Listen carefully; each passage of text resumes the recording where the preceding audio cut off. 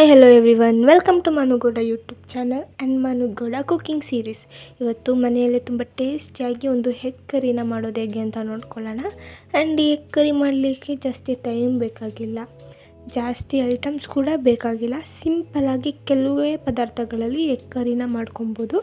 And ಅದು ರುಚಿಯಾಗಿ ಕೂಡ ಇರುತ್ತೆ, ಈಸಿಯಾಗಿ ಕೂಡ ಇರುತ್ತೆ.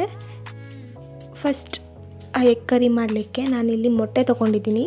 ಅದಾದಮೇಲೆ ಮೆಣಸಿನ್ಕಾಯಿ, ನಿಮ್ಮ ಖಾರ ಎಷ್ಟು ಬೇಕು ಅಷ್ಟು ತೊಗೊಳ್ಳಿ. ಅದಾದಮೇಲೆ ಬೆಳ್ಳುಳ್ಳಿ, ಶುಂಠಿ, ಕೊತ್ತಂಬರಿ ಸೊಪ್ಪು, ಎಣ್ಣೆ, ಕಡಲೆ ಮತ್ತು ಟೊಮ್ಯಾಟೊ, ಈರುಳ್ಳಿ, ರುಚಿಗೆ ತಕ್ಕಷ್ಟು ಉಪ್ಪು ಮತ್ತು ಚಕ್ಕೆ ಲವಂಗ ಪೌಡರ್, ಕಾಳು ಮೆಣಸಿನ ಪೌಡರ್. ಇವೆರಡು ಪೌಡರ್ ನೀವು ಮಾಡ್ಕೊಂಡು ಸಪ್ರೇಟಾಗಿ ಇಟ್ಕೊಂಡಿಲ್ಲ ಅಂದರೂ ನಾವು ಗ್ರೈಂಡಿಂಗ್ ಮಸಾಲೆ ಒಳಗಡೆ ಏನು ಹಾಕ್ತೀವಿ ಆವಾಗ ಚಕ್ಕೆ ಲವಂಗ ಮೆಣಸನ್ನು ಹಾಕಿ ಗ್ರೈಂಡ್ ಮಾಡಿಕೊಂಡ್ರೆ ಮುಗೀತು. ಅದಕ್ಕೆ ಪೌಡರೇ ಬೇಕು ಅಂತ ಏನಿಲ್ಲ, ನೀವು ಆ ಥರನೂ ಮಾಡ್ಕೊಬೋದು.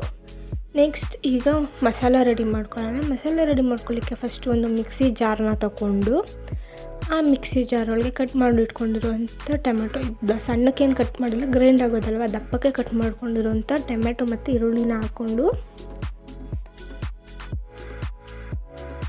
ನಿಮಗೆ ಖಾರಕ್ಕೆ ಎಷ್ಟು ಬೇಕೋ ಅಷ್ಟು ಮೆಣಸಿನ್ಕಾಯಿನೂ ಅದರೊಳಗಡೆ ಆ್ಯಡ್ ಮಾಡ್ಕೊಳ್ಳೋಣ. ಅದಾದಮೇಲೆ ಕೊತ್ತಂಬರಿ ಸೊಪ್ಪು, ಶುಂಠಿ ಮತ್ತು ಬೆಳ್ಳುಳ್ಳಿ ಇಷ್ಟನ್ನೂ ಹಾಕ್ಕೊಂಡು ಸ್ವಲ್ಪ ನೀರನ್ನ ಆ್ಯಡ್ ಮಾಡಿಕೊಂಡು ಅದನ್ನು ಗ್ರೈಂಡ್ ಮಾಡ್ಕೊಳ್ಳೋಣ.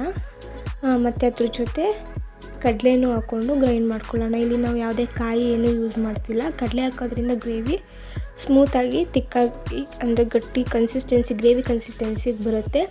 ಅದರಿಂದ ಕಡಲೆನ ಯೂಸ್ ಮಾಡಿಕೊಂಡು ನೀರು ಹಾಕ್ಕೊಂಡು ಗ್ರೈಂಡ್ ಮಾಡ್ಕೊಳ್ಳೋಣ. ನೆಕ್ಸ್ಟ್ ಇನ್ನೊಂದು ಕಡೆ ಒಂದು ಸ್ಟವ್ನ ಹಚ್ಕೊಂಡು ಅದ್ರ ಮೇಲೆ ಪಾತ್ರೆನ ಇಟ್ಕೊಂಡು ಆ ಪಾತ್ರೆ ಬಿಸಿ ಆಗೋವರೆಗೂ ವೆಯ್ಟ್ ಮಾಡಿ. ಪಾತ್ರೆ ಬಿಸಿ ಆದಮೇಲೆ ಸ್ವಲ್ಪ ಎಣ್ಣೆನ ಹಾಕ್ಕೊಳ್ಳೋಣ.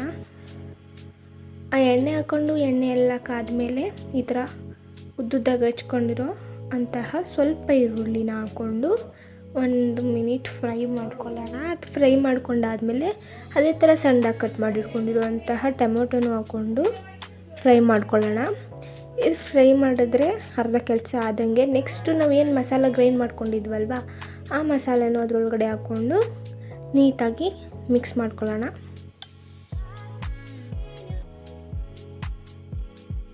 ನಿಮಗೆ ಮಸಾಲ ಗಟ್ಟಿಯಾಗಿರಬೇಕು ಅಂದರೆ ಗಟ್ಟಿಯಾಗಿ ಮಾಡ್ಕೊಳ್ಳಿ, ಸ್ವಲ್ಪ ನೀರು ಥರ ಇರಬೇಕು ಅಂದರೆ ನೀರನ್ನ ಆ್ಯಡ್ ಮಾಡ್ಕೊಳ್ಳಿ. ಕಡಲೆ ಇರೋದ್ರಿಂದ ಅದು ಆಲ್ಮೋಸ್ಟ್ ಗ್ರೇವಿ ಕನ್ಸಿಸ್ಟೆನ್ಸಿ ತುಂಬ ಚೆನ್ನಾಗಿರುತ್ತೆ, ಸಾಫ್ಟಾಗಿ ಗ್ರೇವಿ ಹೆಂಗಿರ್ಬೇಕು ಆ ಥರ ಇರುತ್ತೆ. ನೆಕ್ಸ್ಟು ಅರಿಶಿಣ ಪುಡಿ ಹಾಕ್ಕೊಳ್ಳೋಣ.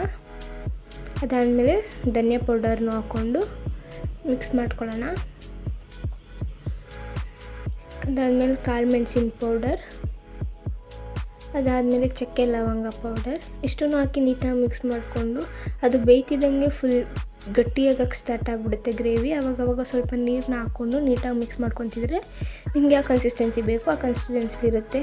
ಯಾಕಂದರೆ ಈಗಲೇ ಸ್ವಲ್ಪ ನೀರು ಹಾಕ್ಕೊಳ್ಳೋದ್ರಿಂದ ಮೊಟ್ಟೆ ಹಾಕ್ಕೊಂಡಾಗ ಅದು ಬೇಯಬೇಕಾದ್ರೆ ಗಟ್ಟಿಯಾಗೋದೇನಿರುತ್ತೆ ಅದು ಸರಿಯಾಗುತ್ತೆ. ಅದಾದಮೇಲೆ ಸ್ವಲ್ಪ ರುಚಿಗೆ ತಕ್ಕಷ್ಟು ಉಪ್ಪನ್ನು ಹಾಕ್ಕೊಂಡು ಮಿಕ್ಸ್ ಮಾಡ್ಕೊಳ್ಳೋಣ. ಅದು ಸ್ವಲ್ಪ ಎಲ್ಲ ಬೆಂದಾದಮೇಲೆ ಒಂದೊಂದೇ ಮೊಟ್ಟೆನ ಈ ಥರ ಅದರೊಳಗಡೆ ಹಾಕ್ಕೊಳ್ಳೋಣ.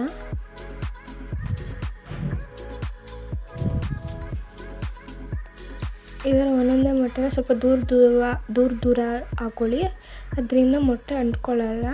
ಅಕಸ್ಮಾತ್ ಅಂಟ್ಕೊಂಡ್ರೆ ಮಿಕ್ಸ್ ಮಾಡ್ಕೊಬೇಕಾದ್ರೆ ಅದೆಲ್ಲ ಒಡೆದೋಗ್ಬಿಡುತ್ತೆ, ಫುಲ್ಲೆಲ್ಲ ಮಿಕ್ಸ್ ಆಗಿಬಿಡುತ್ತೆ. ಅದರಿಂದ ಈ ಥರ ದೂರ ಹಾಕಿ ಒಂದು ಪ್ಲೇಟ್ನ ಮುಚ್ಚಿ ಅದಾದಮೇಲೆ ಒಂದು 10 ಮಿನಿಟ್ಸ್ ಆದಮೇಲೆ ತೆಗೆದ್ರೆ ಈ ಥರ ಸೂಪರಾಗಿರೋ ಎಗ್ ಕರಿ ರೆಡಿ ಆಗುತ್ತೆ.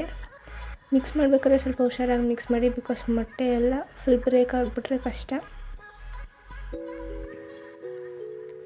ಈ ಗ್ರೇವಿ ರೆಡಿ ಆದಮೇಲೆ ನೀವು ಅದನ್ನು ಚಪಾತಿ ಜೊತೆ ಆಗಲಿ, ರೊಟ್ಟಿ ಜೊತೆ ಆಗಲಿ, ಪೂರಿ, ದೋಸೆ ಅಷ್ಟೇ ಅಲ್ಲದೆ ರೈಸ್ ಜೊತೆನೂ ತಿನ್ಬೋದು. ತುಂಬ ಟೇಸ್ಟಿಯಾಗಿರುತ್ತೆ.